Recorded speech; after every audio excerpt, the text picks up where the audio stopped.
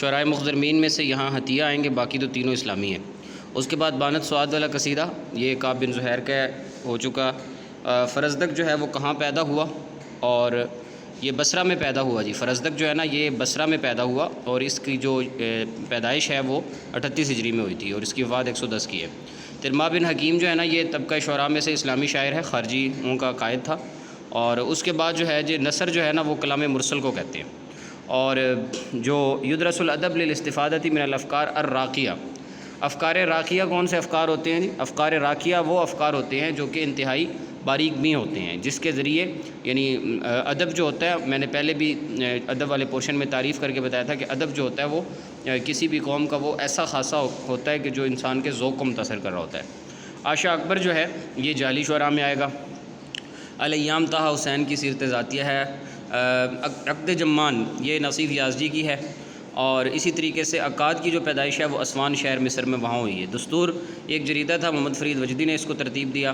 اس کے علاوہ جامعہ اسلامیہ یونیورسٹی جو مدینہ منورہ میں ہے وہ 1381 میں بنائی گئی۔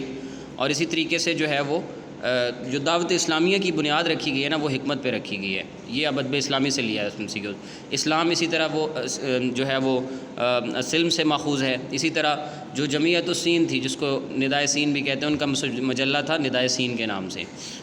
اسی طریقے سے جو ہے العلماء ورثۃ الانبیاء، اور جو سب سے قدیم ترین مملکہ عربیہ سعودیہ کے اندر جو سب سے قدیم ترین کالج ہے وہ کلیۃ الشریعہ ہے۔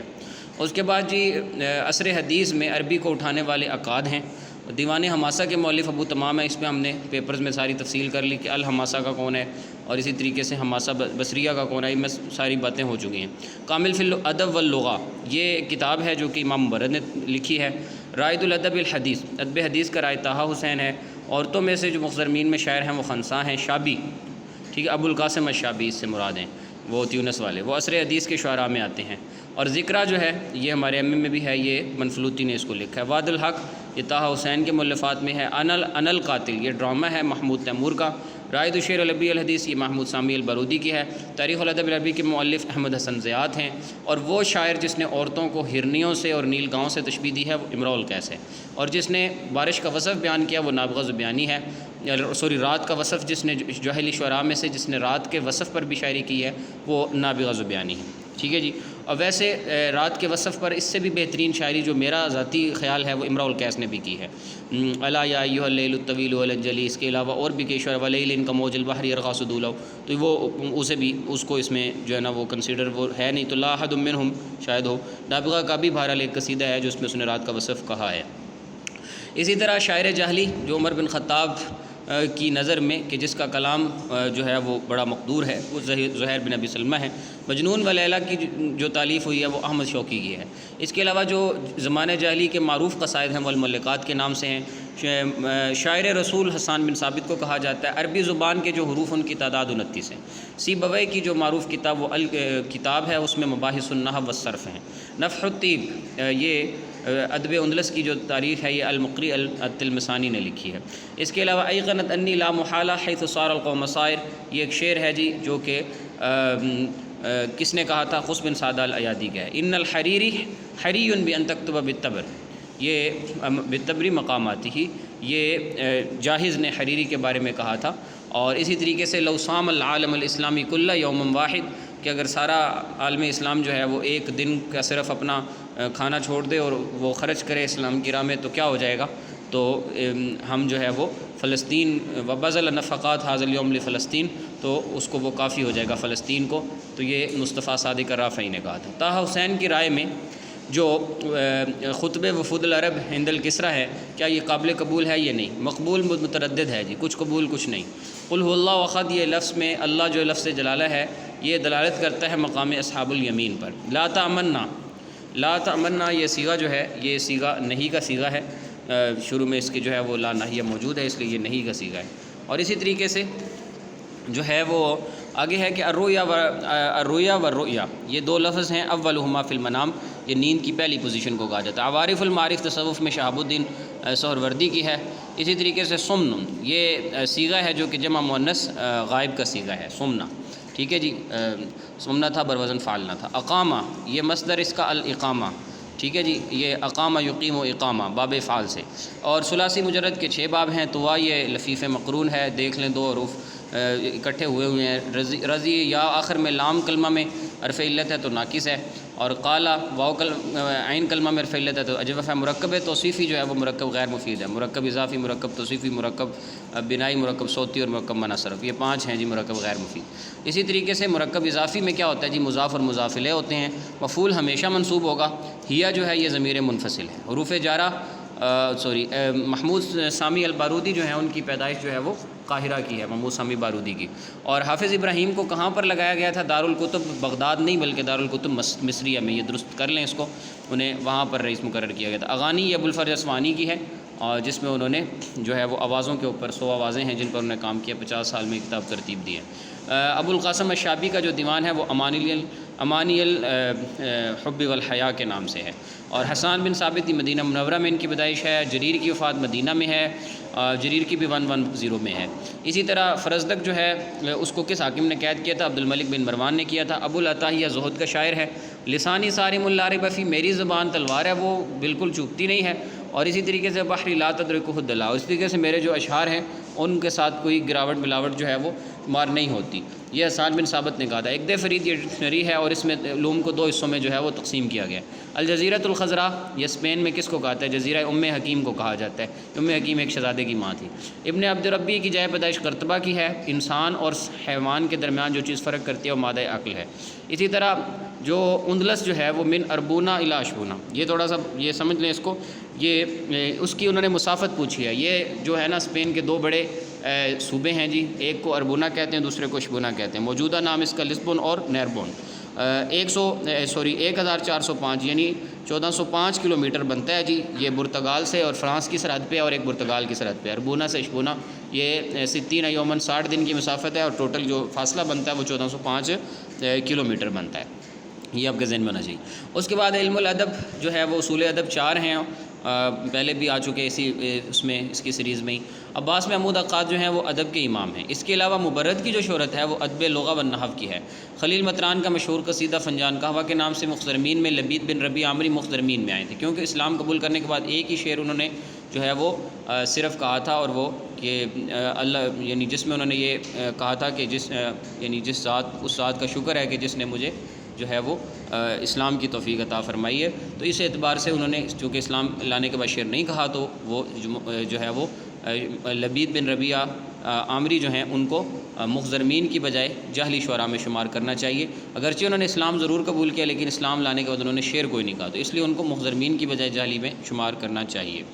اور اسی طریقے سے جو ترما بن حکیم کی بات ہو چکی ہے، اسلامی میں آئے گا، اموی میں سے فرزدق آئے گا یہاں۔ اسی طرح عبد الحمید، یہ 2 نام ہیں جی، ابن الحمید اور عبد الحمید۔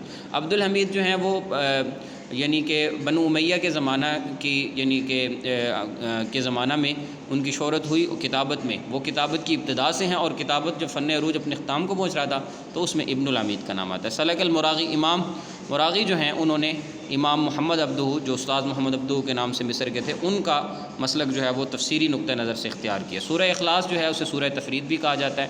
داخل مع یوسف فی السجن فتیان، یوسف کے ساتھ جیل میں 2 اور قیدی بھی داخل تھے۔ ذالک من انباء الغیب نوحیہ الیک، یہاں پر جو ہے وہ کس کو اشارہ کیا گیا؟ حضور علیہ السلام کے حوالے سے کہا گیا کہ یہ جو غیب کی باتیں ہیں اللہ رب العزت کی طرف سے نبی علیہ السلام کو وحی کی جاتی ہیں۔ الفتح الربانی، یہ شیخ عبد القادر الجیلانی کے مواعظ کو کہا جاتا ہے۔ صفوۃ التفاسیر ہے جی امام محمد علی الصابونی کی، اور اسی طریقے سے امام مراغی جو کہ بہت بڑے قاضی سے، یہ دیرہ دنقلہ، یہ وہاں پر ان کو مقرر کیا گیا، یہ سوڈان، ابتداً سوڈان اور مصر چونکہ اکٹھے تھے اس لحاظ سے انہیں سوڈان میں لگایا گیا۔ یعقوب جو ہیں حضرت یعقوب علیہ السلام کا جو مدفن ہے وہ شام ہے۔ سورہ کافرون کو ربع قرآن کہا جاتا ہے۔ سورہ اخلاص کو جو ہے وہ جس طرح یہ اللہ رب العزت کے حق میں ہے اسی طرح ہے جیسے کہ سورہ کوثر نبی علیہ السلام کے حق میں، اسی طریقے سے وہ اللہ رب العزت کی توحید کا دفاع کرتی ہے، اور یہ رسول اللہ صلی اللہ علیہ وسلم کی جو ہے اس میں اتاری گئی تھی۔ تثبت المقدمہ، یہاں تھیسس کے حوالے سے ذہن میں رہے کہ مقدمہ جو ہے وہ ہم اپنے تھیسس کے سٹارٹ میں رکھتے ہیں۔ کتاب ہے جی کیف تکتب بحثا او منہجیۃ البحث، کیف تکتب بحثا او منہجیۃ البحث، اور اس کتاب کو ترتیب دیا ہے دکتور امیل بدی یعقوب نے اس کتاب کو ترتیب دیا۔ اس کے بعد ہے علی اقل تقدیر تضمم، یورپ کی جو اور امریکہ میں جو مخطوطات کی تعداد ہے وہ تقریباً کوئی 1 لاکھ کے قریب مخطوطے وہاں پڑے ہوئے ہیں۔ اس کے علاوہ عام طور پر جو عربی رسائل ہیں ان میں جو ہم یعنی حوالے دینے یعنی جو اس میں جو ہم فہرستیں لگاتے ہیں، جو محتویات لگاتے ہیں، تو ان کی جو ترتیب ہوتی ہے وہ وہی ترتیب ہے جو کہ فرانسیسی ترتیب پرانی چلتی آ رہی ہے، کہ ہم اس کو آخر میں اسی ترتیب پر لگا دیتے ہیں۔ اسی طرح الکتاب جو ہے وہ پہلے کتاب کو ابواب بندی کے ساتھ کیا جاتا ہے، اور اس کے بعد پھر ہم نے اس کو کیا کرنا ہوتا ہے، پھر ہم نے اس کی فصول جو ہے وہ ترتیب دینی ہوتی ہے۔ اس کے بعد ہے جی اصول نقد النصوص و نشر الکتب، یہ لیکچرز تھے جو کہ ایک مستشرق تھا جس کا نام تھا برسٹر المانی، یہ المانیہ کا جرمنی کا تھا، اور یہ مصر آیا تھا اور اس نے وہاں کے کچھ لیکچرز دیے تھے جن کو جمع کیا تھا عبدالسلام ہارون نے۔ تو اس کا جو اصل جواب ہے وہ برسٹر المانی ہی ٹھیک ہے۔ خزانۃ الادب کے نام سے موسوعہ ہے بغدادی کا، ٹھیک ہے جی۔ اور اسی طریقے سے ارجح طریقہ لثبت الحوامش عند عبدالسلام ہارون کے ہاں جو یعنی حاشیے دینے کا جو طریقہ ہے وہ ذیل صفحہ ہے، یعنی ایک صفحے کا جو حاشیہ ہے اسی صفحے کے آخر میں لائن لگا کے دے دیا جائے۔ اسی طرح جو مصادر اور مراجع کی فہرست ہوں گی وہ ایک ہی ہوں گی، لغوی ریسرچ میں ایک ہی ہوں گی، باقی ریسرچ میں آپ ان کو ڈفرینٹ بھی کر سکتے ہیں۔ اسی طرح جو آپ کا خطہ ہوگا یعنی ہیکلیہ، وہ اساسیہ جو ہوگا اس میں آپ ابواب الفصول پہلے سے بنا کر پیش کر دیں گے۔ اس کے علاوہ جو آپ کا مشرف ہے، جو آپ کا سپروائزر ہے، اس کی ذمہ داری PhD لیول پہ بہت تھوڑی رہ جاتی ہے۔ اس کے علاوہ جو مجلات ہیں ان کی جو ترتیب تدوین میں مصادر اور مراجع کے لحاظ سے ان کا ایک اپنا خاص طریقہ ہے، اور وہ طریقہ آپ گروپ میں میسج کر دیں تو انشاءاللہ وہ آپ کو سینڈ بھی کر دیا جائے گا۔ الاقتباس الحرفی، جو اقتباس حرفی ہوتا ہے، یعنی آپ کسی کا کلام اٹھاتے ہیں تو اس کو آپ نے بین مزدوجین جو ہے وہ اس کو رکھنا ہوتا ہے، 2 ڈاٹس کے درمیان لینا ہوتا ہے۔ منہجیہ کیسے کہتے ہیں جی؟ جو یعنی کسی بھی منہج ہوتا ہے، یعنی راستہ جس پہ ریسرچ کو آپ نے لے کے چلنا ہے، وہ آپ کی ریسرچ کی یعنی نوع کے حساب سے مختلف ہوتی جاتی ہے۔ باقی یہ جو دال اور تا ہوتا ہے اس سے مراد جو ہے نا دون تاریخ، یہ مراد لیا جاتا ہے، اور یہ جو خط لگایا جاتا ہے شرط، اس کو حصر کلام کے حصر کرنے کے لیے لگایا جاتا ہے۔ اس طرح موضوع کا جو اختیار ہے وہ عام طور پہ ریسرچر کے ذمے ہے۔ خاتمہ جو ہے اس میں نتائج اور آپ کی وصیتیں ہوتی ہیں، توصیات ہوتی ہیں تیسرے سے ریلیٹڈ۔ اس کے علاوہ لغہ جو ہے نا یہ کانت منطوقہ، جب انسان جو ہے وہ انسان نے پہچانا کہ اچھا یوں زبان کو یہ کہتے ہیں، اس وقت صرف منطوق تھی، بولی جاتی تھی، لکھی نہیں جاتی تھی۔ اور یہ بات بھی اس میں کوئی شک نہیں کہ النوزہ تعریف جامع معنی للغہ امر لیسا بالیسیر، کہ یہ کوئی آسان کام نہیں، لغہ کی جامع معنی تعریف بالکل بھی آسان نہیں۔ اور وہ زبان جو لکھی جاتی ہے وہ یعنی بولے جانے کے اکثر سے بات و استقرار ہے من لغہ المحفوظہ نہیں بلکہ المنطوقہ، بولے جانے کے لحاظ سے لکھی جانے والی قواعد کے حساب سے جو زبان ہے وہ زیادہ ثبت اور استقرار رکھتی ہے۔ اس کے علاوہ کتابت جو ہے یہ آئی لتکونا، تاکہ یہ جو نطق ہے اس کا جو ہے وہ بدیل بن جائے، اس کا بدل نیم البدل ہو جائے، یعنی اس کی جگہ لے لے آ کے، تاکہ نطق کی جو غلطیاں ہیں اس میں جو وہ بھی آپ کی ٹھیک ہو جائیں۔ اسی طرح جو سامی زبانیں ہیں، یہ جملہ السن التی تکلمت بہا السامیہ، یہ تمام وہ جو سامی قومیں بولتی ہیں۔ الکتابہ جو ہے لا یفیء بنقل جمیع خصائص نطق، اس میں جو نطق کی جتنے خصائص ہیں ان تمام کو اس میں بھرا نہیں جا سکتا۔ بہت سی ایسی چیزیں ہیں جو صرف بولنے میں ہی آ سکتی ہیں، وہ لکھنے میں تو آ بھی نہیں سکتی۔ اللسان السامی، اول جو لسان سامی ہے وہ بس مفروضہ ہے، اس کو ہم نہیں جانتے اس میں سے کچھ بھی۔ اور اسی طرح لغہ جو ہے یہ ظواہر اجتماعیہ سے تشکیل پاتی ہیں، معاشروں کا جو آپس کا میل جول ہے اس سے تشکیل پاتی ہیں۔ ارکان العمل التعلیمی ہی التلمیذ والمعلم والکتاب، 3 چیزیں ہونی چاہیے جی، شاگرد ہو، استاد ہو، کتاب ہو، بس یہ مکمل ہو گیا عمل تعلیمی۔ اس کے علاوہ جو ہے وہ یہاں پر انہوں نے سوال دیا ہے کہ جو اسم ہے من المعروف ان للاسم فی العربیہ، اسم جو ہے اس کے 4 طرح کے احوال ہیں۔ کون کون سے؟ اسم اس میں صحیح ہوتا ہے، اسم اس میں مقصور ہوتا ہے، اسم اس میں منقوص ہوتا ہے، اور اسم جو ہوتا ہے وہ اس میں ممدود ہوتا ہے۔ تو یہ اسم کے جو ہے وہ 4 طرح کے احوال جو ہیں وہ عربی زبان میں بیان کیے جاتے ہیں۔ تو چوتھا آپشن جو ہے وہ اربعۃ، اس پہ آپ ٹک کر سکتے ہیں۔ اس کے علاوہ یسمى اللفظ الذي تعددت معانی، وہ لفظ کے جس کے متعدد معنی آتے ہیں اس کو سے مشترک کہتے ہیں۔ نحت جو ہے وہ عربی زبان میں، ویسے تو میں نے آپ کو نحت بہت کچھ پڑھا دیا، نحت فعلی، اسمی، نحت وصفی، نحت نسبی، نحت سببی، سب پڑھا دیا ہے، لیکن عربی زبان میں نحت جو ہے وہ ظاہرہ قدیمہ ہے۔ ٹھیک ہے، پرانی بات ہے اور یہ ہوتا آ رہا ہے، چلتا آ رہا ہے، اس کے بغیر زبان ہے نہیں۔ اسی طرح عدد الالفاظ المنحوتہ، عربی میں جو قدیم اور مولد موجودہ جو ہیں یہ ہیں محدود۔ ایسا نہیں ہے کہ آپ یہ نہیں کہ مثلا اب جیسے ہم نے بسم اللہ کا بسمل بنایا ہوا ہے، اسی طریقے سے اور جو ہم نے بنائے ہوئے تو وہ محدود ہے نا، یہ تو نہیں ہے کہ وہ تمام کے تمام ایسے ہی ہے، تو اس لیے یہ ہیں کم ہی۔ اور اسی طرح جو عرب ہیں جمیع و سکان الجزیرہ سوا الحاضر امبادی، جو شبہ الجزیرہ ہے، میں نے یہ بات ہم نے تفصیل سے کی ہے کہ اس کی باؤنڈری بہت خاص ہے۔ شبہ الجزیرہ میں جتنا آتا ہے وہ سب کا سب عرب ہے، چاہے وہ دیہاتی ہیں یا شہری ہیں، بدو ہیں یا دوسرے ہیں، تو سب وہ عرب ہیں، اس کے باہر والے وہ عرب نہیں ہیں۔ وقد اختلف، یہ قدیم زمانے کے، اب تو عرب بہت پھیلے گئے، اب تو 22 ملکوں میں پھیلے ہوئے ہیں، لیکن اس زمانے کی بات ہو رہی۔ وقد اختلف فقہاء والعلماء العربیہ حول وقوع المعرب فی القرآن الکریم۔ اچھا جی، قرآن کریم میں جو معرب کا یعنی اعتبار ہے کہ نا مبنی ہے کہ معرب، تو جو معرب ہے اس حوالے سے قرآن پاک میں فقہاء اور علماء عربیہ کا اختلاف ہے، ان کی تعداد اور ان کی ترتیب کے حوالے سے اختلاف ہے۔ ترادف جو ہے وہ دلالت الفاظ المختلفہ، مختلف الفاظ کی ایک معنی پر دلالت کو مترادفات کہتے ہیں۔ تعریب کیا ہے جی؟ کہ آپ ایک کلمہ اٹھاتے ہیں، ٹھیک ہے جی، اس کو آپ عجمی زبان سے لیں اور اس کو آپ عربی زبان میں داخل کر دیں، اس کو جو ہے وہ کیا کہتے ہیں؟ تعریب کہتے ہیں۔ یہ معرب، وقوع المعرب سے مراد، اس کی میں تھوڑی سی مزید وضاحت دے دوں، معرب سے مراد وہ الفاظ ہیں جو کہ عجمی زبانوں سے لیے گئے اور قرآن پاک میں استعمال ہوئے، جیسے انبیاء کے نام ابراہیم، اسماعیل، اس طرح تو بھائی وہ استعمال ہوئے ہیں، یعنی بعض کہتے ہیں کہ نہیں وہ نہیں ہیں، یہ اختلافی، وہ کہتے ہیں کہ جی نہیں وہ عربی ہی ہیں، لیکن جمہور کا موقف یہ ہے کہ استعمال ہوئے ہیں، بہت سارے عرصی الفاظ ہیں۔ تو معرب کی تعریف کہ معرب وہ کلمہ جو ہے جس کو آپ کسی اور زبان سے، عجمی زبان سے اٹھائیں اور عربی زبان میں داخل کریں، اور دخیلہ اور معرب کا فرق تو میں پہلے ہی بتا چکا ہوں۔ عناصر اساسیہ باس علمی کی، اس کا سب سے پہلا جز جو ہے نا وہ مقدمہ ہے، جتنا مقدمہ آپ کا جاندار ہوگا اتنا آپ کی جو تھیسس کی یعنی کا وزن ہے وہ بڑھے گا۔ میعاد یہ موعد سے ہے، تو موعد وعدہ یعیدو سے ہے، تو لہٰذا اس کے حروف اصلی وا، عین اور دال ہی آئیں گے۔ انا یہ اختصار ہے کلمہ اخبرنا کا، یہ محدثین کی اصطلاح میں۔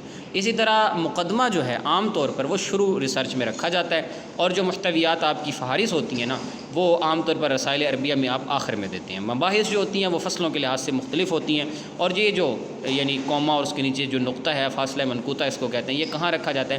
ایسے دو جملوں کے درمیان جہاں پر دونوں کی فکر جو ہے وہ ایک ہو، نفس جملہ سے سیم ہو، لیکن دو ایسے جملے جیسے میں نے کراچی، لاہور اور فلاں جگہ پر قیام کیا، اب یہ جو کراچی اور لاہور ہے نا، تو یہ چونکہ دونوں شہر ہیں تو دونوں جگہ قیام، اس لیے اب ان کے درمیان ہم یعنی اس طرح جو ہے نا وہ لے کر آئیں، دو فکروں کے درمیان۔ الحاشیہ، حاشیہ جو ہوتا ہے وہ عام طور پر اسی صفحے کے آخر میں لگایا جاتا ہے۔